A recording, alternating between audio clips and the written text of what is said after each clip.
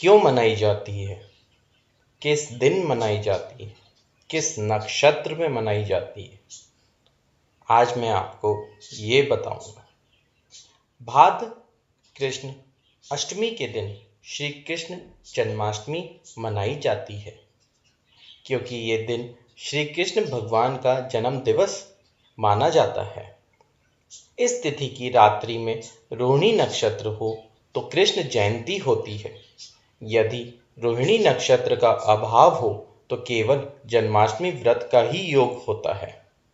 अष्टमी को व्रत रखने का नियम है। रात्रि में गीत तथा बाजों के निर्घोष से जागरण किया जाता है और भगवान श्री कृष्ण की जन्म संबंधी कथा सुनाई जाती हैं। अब हम जानते हैं श्री कृष्ण जन्माष्टमी से क्या क्या कथाएं जुड़ी हुई हैं।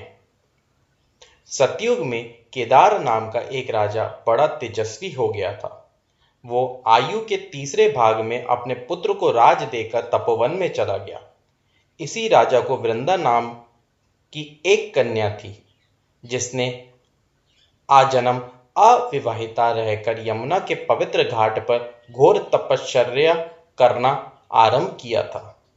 जब उसकी तपश्चर्या पराकाष्ठा को पहुंची तो भगवान ने प्रकट होकर कहा, वर मांगो।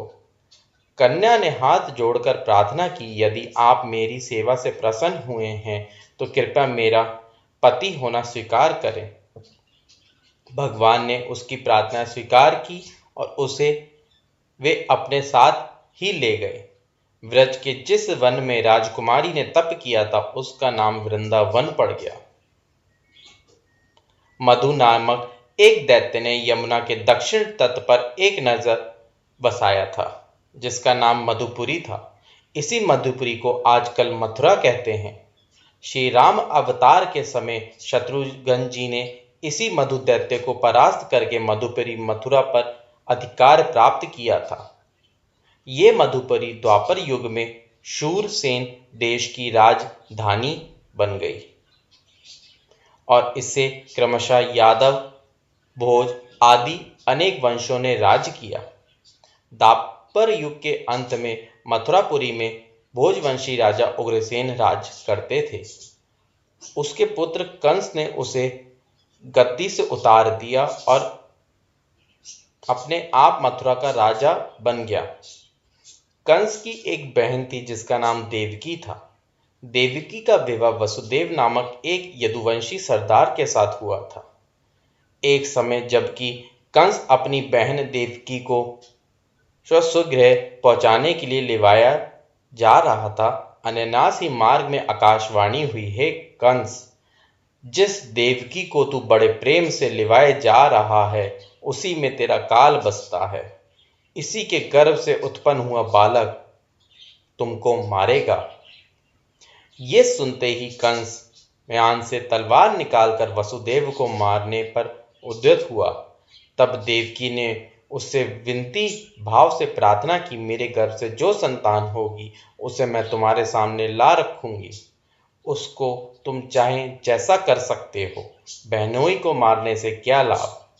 कंस देवकी की बात मानकर मथुरा को वापस चला आया और उसने वसुदेव और देवकी दोनों को कठिन कारागार में कैद कर दिया। जब देवकी के गर्भ से प्रथम बालक जन्मा और वो कंस के सामने लाकर रखा गया तो उसने 8वें गर्भ की बात विचार कर उस बालक को क्षमा कर दिया। किंतु उसी समय नारद जी ने कंस के पास आकर कहा, राजन, ये तुम बड़ी भूल कर रहे हो। क्या जाने यही 8वां गर्भ तुम्हारा नाश करने वाला हो। नारद जी ने पृथ्वी पर 8 लकीरें खींचकर उनको पहले एक सिरे से दूसरे सिरे तक गिना और फिर उस सिरे से पहले सिरे तक गिनकर प्रमाणित किया कि प्रथम या अष्टम कोई भी गर्भ हो वो पहला या आखिरी हो सकता है, अतः शत्रु के अंकों को होते ही खोट देना चाहिए। ऐसा ना हो कि वो बड़ा होकर प्रबल हो जाए। नारद जी की बात मानकर कंस ने फौरन उस बालक को मरवा डाला। उसके बाद देवकी के गर्भ से जितने बालक हुए कंस सबको मरवाता गया। देवकी की 7 संतान मारे जाने के बाद जब 8वें गर्भ की बात मालूम हुई तो कंस ने देवकी वसुदेव दोनों को ऐसे कठिन कारागार में कैद किया कि ये लोग अन्य किसी तीसरे मनुष्य का मुख भी ना देख सके। पहरे भी विकट लगाए गए। सब सोचते हैं कि 7वीं संतान देवकी जी की मारी गई थी, लेकिन नहीं। बलराम देवकी और वसुदेव के ही पुत्र हैं। उनका संकर्षण करके वसुदेव जी की पहली पत्नी जो रोहिणी थी, उनके गर्भ में उनको विराजमान किया गया था।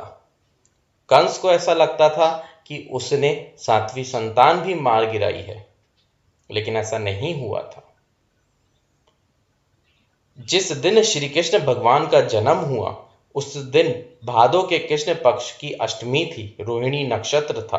पृथ्वी मंडल पर सर्वत्र घोर अंधकार छाया हुआ था और मूसलाधार पानी बरस रहा था। जिस कोठरी में देवकी वसुदेव दोनों कैद थे, उसमें सहसा एक बड़ा भारी प्रकाश हुआ।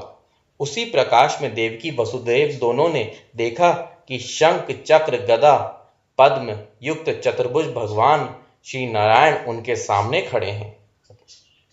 प्रभु की ऐसी कृपा देखकर देवकी वसुदेव उनके चरणों पर गिर गए।